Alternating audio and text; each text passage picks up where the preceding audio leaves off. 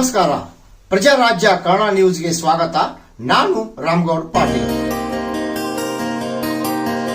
ಹುಕ್ಕೇರಿ ತಾಲೂಕಿನ ಕೋಸ್ರಿ ಗ್ರಾಮದಲ್ಲಿ ನೂತನವಾಗಿ ನಿರ್ಮಿಸಿದ ಶ್ರೀ ಹನುಮಾನ್ ಮಂದಿರ ಉದ್ಘಾಟನಾ ಹಾಗೂ ಕಳಸಾರೋಹಣ ಕಾರ್ಯಕ್ರಮ. ಇಂಚಿಗೇರಿ ಮಠದ ಪರಮ ಪೂಜ್ಯ ಶ್ರೀ ಅಭಿನವ ಮಂಜುನಾಥ ಸ್ವಾಮೀಜಿ ಅವರ ಸಾನ್ನಿಧ್ಯದಲ್ಲಿ ಮಾಜಿ ಸಚಿವ ಎ.ಬಿ. ಪಾಟೀಲ್, ಮಾಜಿ ಸಂಸದ ರಮೇಶ್ ಕತ್ತಿ ಹಾಗೂ ಗಣ್ಯರ ಸಮ್ಮುಖದಲ್ಲಿ ಧಾರ್ಮಿಕ ಕಾರ್ಯ ವಿಧಿವಿಧಾನಗಳು ಜರುಗಿದವು. ಕೋಚ್ರಿ ಗ್ರಾಮದಲ್ಲಿ ನೆರೆದ ಭಕ್ತರಿಗೆ ಭಕ್ತಿ ಸಾರವನ್ನು ತಿಳಿ ಹೇಳಿ ಧರ್ಮದ ಸತ್ಯವನ್ನು ಭಕ್ತರಿಗೆಲ್ಲ ಉಣಬಡಿಸಿದ ಜೋಡೆತ್ತು. ಅಕ್ಕರೆಯ ಯುವ ಜನತೆಯ ಉತ್ಸಾಹ ಕಂಡು ಸದಾ ಚಿರಋಣಿ ಎಂದ ಶಿಕ್ಷಣ ಪ್ರೇಮಿ ಮತ್ತು ಬಾಗೇವಾಡಿ ಪಾತ್ರ.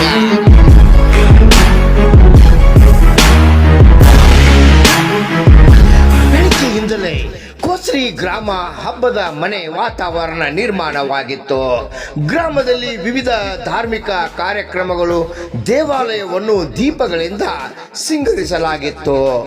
ಕೋಸ್ರಿ ಯುವಕರು ಅದ್ದೂರಿಯಾಗಿ ಜೋಡೆತ್ತುಗಳನ್ನ ಬರಮಾಡಿಕೊಂಡು ಎಲ್ಲ ಗ್ರಾಮಸ್ಥರು ಮುಖ್ಯ ಅತಿಥಿಗಳನ್ನು ವೇದಿಕೆ ಕರೆಕೊಂಡು ಬಂದರು ನೋಡಿ.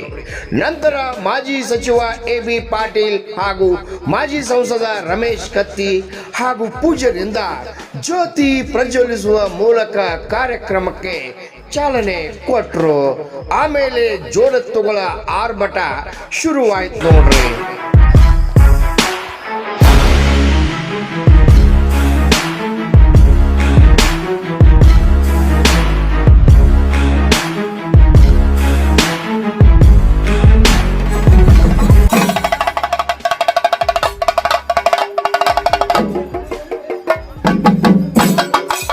ಸಮಾರಂಭ ಶುರುವಾಗೋದಕ್ಕಿಂತ ಮುಂಚೆ ಕಳಸಾರೋಹಣ ಹಾಗೂ ಶ್ರೀ ಆಂಜನೇಯ ಸ್ವಾಮಿಯ ಮೂರ್ತಿ ಭವ್ಯ ಮೆರವಣಿಗೆ, ಕಲಾ ತಂಡಗಳ ಕಹಳೆ ಮತ್ತು ಪೂರ್ಣ ಕುಂಭ ಮೇಳಗಳೊಂದಿಗೆ ಸುಮಂಗಲೆಯರಿಂದ ಕುಂಭದ ಕೊಡದೊಂದಿಗೆ ಕಳಸ ಮೆರವಣಿಗೆ ರಸ್ತೆ ಉದ್ದಕ್ಕೂ ಭವ್ಯ ದಿವ್ಯ ಸಾನ್ನಿಧ್ಯ ವಹಿಸಿದ ಅಭಿನವ ಮಂಜುನಾಥ ಸ್ವಾಮೀಜಿ.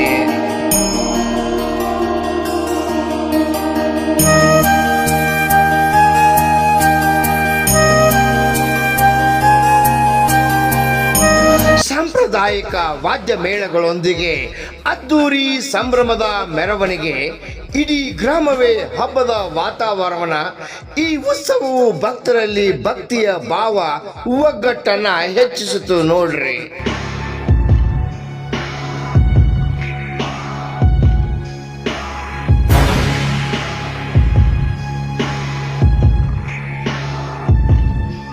ದಾರಿ ಉದ್ದಕ್ಕೂ ಪಟಾಕಿಗಳ ಸದ್ದು, ವಾದ್ಯ ಮೇಳಗಳ ಸುಮಂಗಲೆಯರ ಕುಂಭದ ಕಳಸ ಮೆರವಣಿಗೆ, ಯುವಕರ ನೃತ್ಯ, ಜೈ ಶ್ರೀರಾಮ್ ಜಯ ಘೋಷಣೆ ಕೂಗಿ ಗಮನ ಸೆಳೆದರು. ಇಡೀ ಗ್ರಾಮ ಎಲ್ಲೆಲ್ಲೂ ಭಕ್ತಿಯ ಭಕ್ತರ ತಾಣವಾಗಿತ್ತು.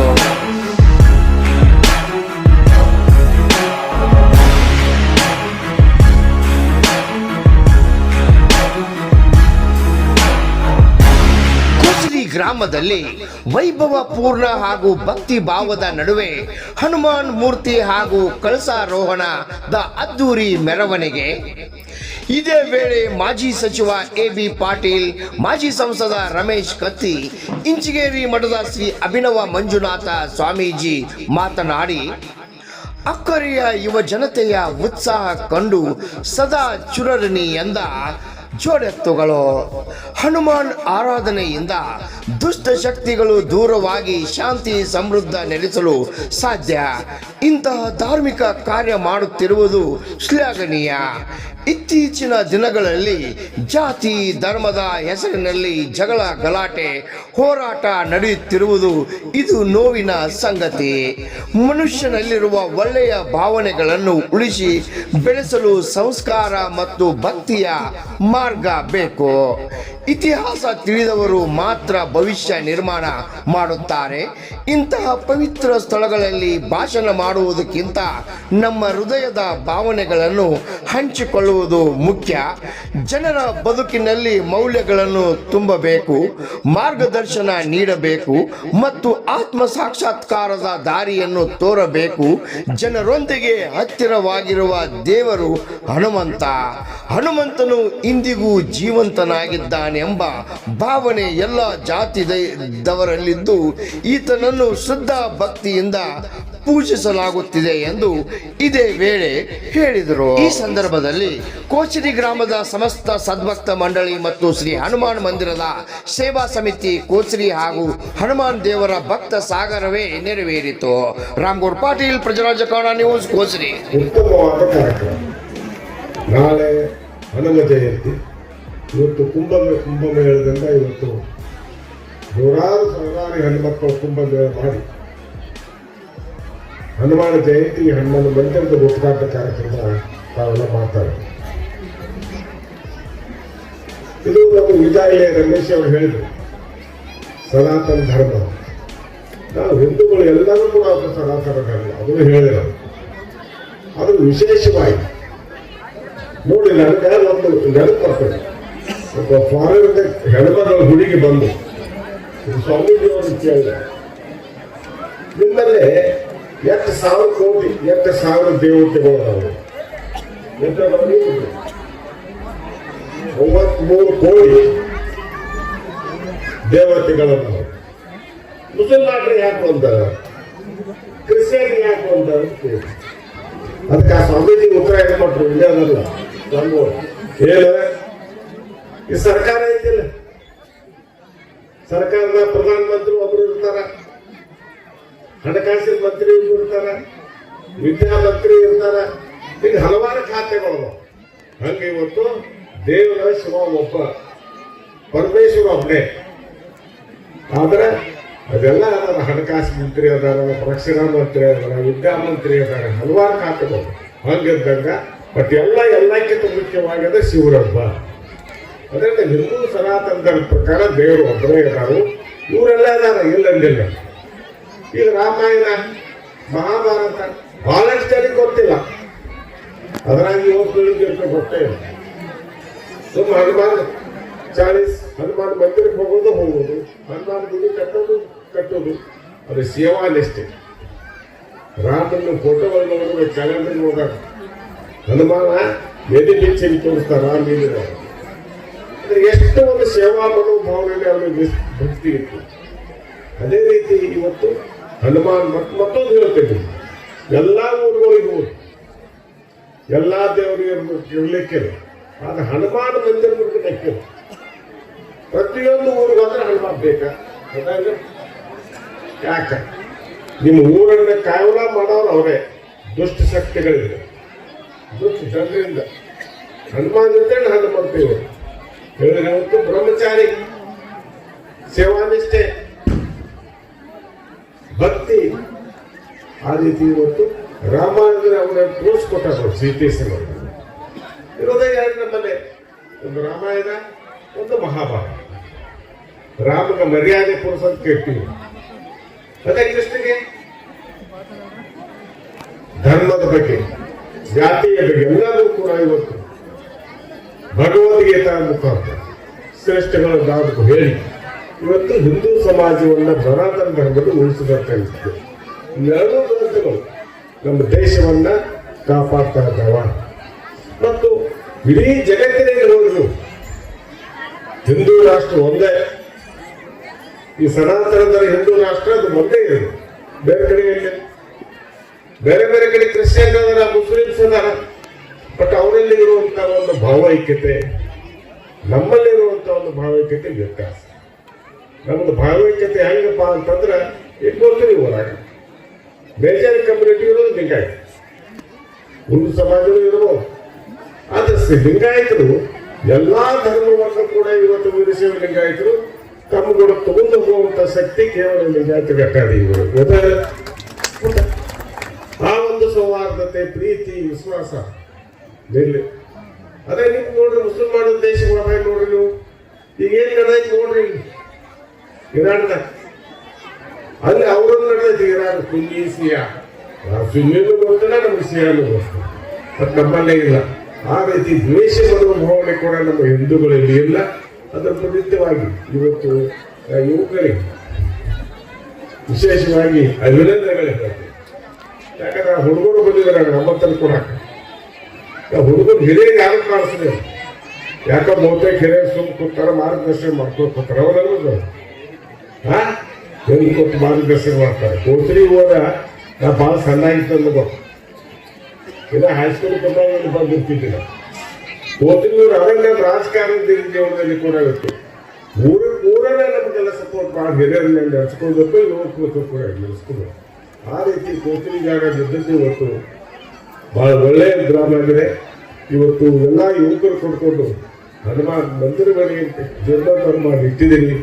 ನಾನು ಕಳಸಾರವ್ರು ಮಾಡ್ತಾ ಇದ್ದೀನಿ. ಅದೇ ರೀತಿ ಭಕ್ತಿ ನಿಮ್ಮಲ್ಲಿ ಇರಲಿ, ದೇಶದ ಬಗ್ಗೆ ಸಮಾಜದ ಬಗ್ಗೆ ಗೌರವ ಇರಲಿ, ಎಲ್ಲರೂ ಒಂದಾಗಿ ಮಾಡುವಂಥ ಭಾವನೆ ಇರಲಿ ಅಂತ ದೇಶ ಆಶಿಸಿ ನನಗೂ ಕೂಡ ಇವತ್ತು ಕರೆಸಿ ಸತ್ಕಾರ ಮಾಡಿ ಇನ್ನೆಲ್ಲ ಧಕ್ಕೆ ಆಗುವಂಥ ಒಂದು ಅವಕಾಶ ಮಾಡಿಕೊಟ್ಟ ಎಲ್ಲ ಯುವಕರು ನನ್ನ ಧನ್ಯವಾದಗಳು ಹೇಳಿ ನನ್ನ ಯಾಕಂದ್ರೆ ಬಹಳ ಸಲ ಕೋತ್ರಿಗೆ ಬಂದನು.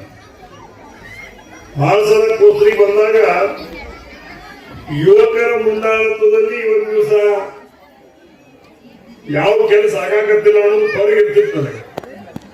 ಅಲ್ಲಿ ಇವತ್ತು ಒಂದು ತಾಸಾತ್ ನಾವು 3-4 ಮನೆಗೆ ಹೋಗಿ ತಿರುಗಾಡಿ ಮಾಹಿತಿ ತಗೊಂಡು ಬಂದ್ರೆ ಇವತ್ತಿನ ದಿವಸ ಎಲ್ಲರ ಯುವಕರ ಮುಂದಾಳತ್ವದಲ್ಲಿ ಹಿರಿಯರ ಮಾರ್ಗದರ್ಶನದಲ್ಲಿ ಎಲ್ಲ ಯುವಕರು ಕೂಡಿ 1,40 ಲಕ್ಷ ರೂಪಾಯಿಯ ಅಂದಾಜು ವೆಚ್ಚವನ್ನ, ಅಂದಾಜು ದೇಣಿಗೆಯನ್ನ ಪ್ರತಿ ಸಮಾಜದ ಹಿರಿಯರಿಂದಲೂ ಸ್ವೀಕಾರ ಮಾಡುವ ಮುಖಾಂತರ ಮಾರುತಿ ಮಂದಿರವನ್ನ ಜೀರ್ಣೋದ್ಧಾರ ಮತ್ತು ಕಳಸಾರೋಹಣ ಯುವಕರ ಮುಂದಾಳತ್ವದಲ್ಲಿ ಆಗ್ತಾ ಇರುವುದು ಬಹಳ ಸಂತೋಷವಾಗಿರ್ತಕ್ಕಂಥ ಸಂಗತಿಯನ್ನು ಮಾತ್ರ ಈ ಸಂದರ್ಭ ಹೇಳಲಿಕ್ಕೆ ನಾನು ಇಚ್ಛೆ ಪಡ್ತಾ ಇದ್ದೇನೆ.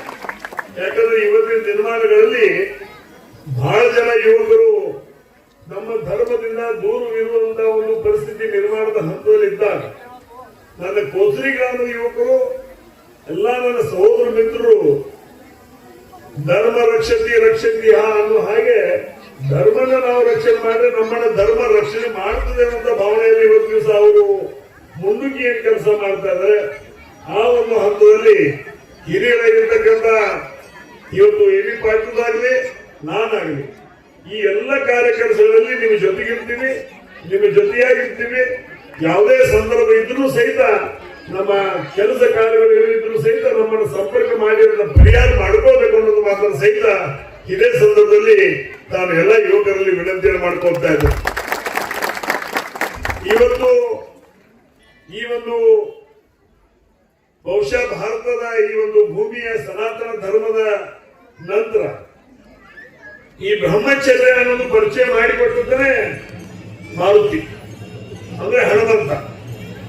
ಈ ಬ್ರಹ್ಮಚರ್ಯ ಅನ್ನೋದು ನನಗಾಗಿ ಅಲ್ಲ, ನಾನು ಈ ಪ್ರಪಂಚಕ್ಕಾಗಿ, ಸಮಾಜಕ್ಕಾಗಿ, ಇನ್ನೊಬ್ಬರಿಗಾಗಿ ನಾನು ಏನಾದ್ರೂ ಮಾಡಬೇಕು ಅನ್ನುವಂತ ಛಲವನ್ನ ತಟ್ಟುವ ಮುಖಾಂತರ ಬ್ರಹ್ಮಚರ್ಯವನ್ನು ಸ್ವೀಕಾರ ಮಾಡುವ ಮುಖಾಂತರ ಇವತ್ತು ರಾಮಾಯಣದಲ್ಲಿ ಪ್ರತಿಯೊಂದು ಹಂತದಲ್ಲಿ ಇವತ್ತು ಹನುಮಂತನ ವಿಷಯಗಳು ಸಾಕಷ್ಟು ಪ್ರಸ್ತಾಪವಾಗಿದೆ.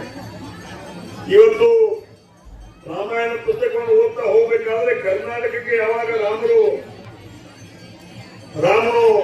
ಬರ್ತಾನೋ, ಕಿಷ್ಕಿಂಧೆಯಿಂದ ಕರ್ನಾಟಕಕ್ಕೆ ಬರ್ತಾನೋ, ಅದೇ ಸಂದರ್ಭದಲ್ಲಿ ಅಂಜನಾದ್ರಿಯಲ್ಲಿ ಇವತ್ತು ದಿವಸ ಅವರನ್ನ ವಾಯುಪುತ್ರನಾಗಿರ್ತಕ್ಕಂಥ ಹನುಮನನ್ನು ಬರಮಾಡಿಕೊಳ್ಳುವ ಮುಖಾಂತರ ಅವರು ಋಷಿ ವೇಷದಾಗ ಬರ್ತಾನೆ.